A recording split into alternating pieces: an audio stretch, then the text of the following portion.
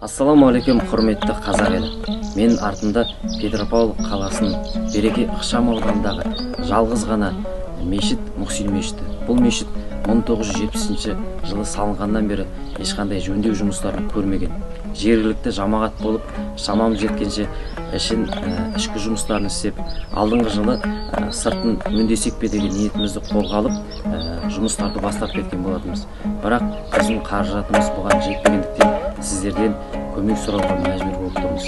Қазақта жұмыла көлермен жүк жеңіл демекші, сіз болып, біз болып, осы мешіттің сыртын әдемілесек, нұрландырсақ, нұр үстіне нұр болар еді.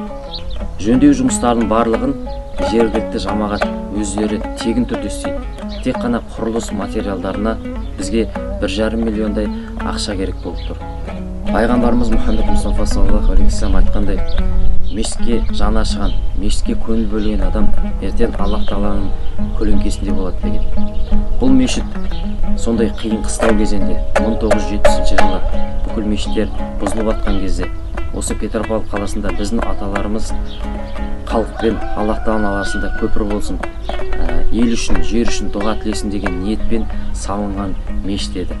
Сіздердің жіберген әр тиындарыңызға шейін есеп беретін боламыз.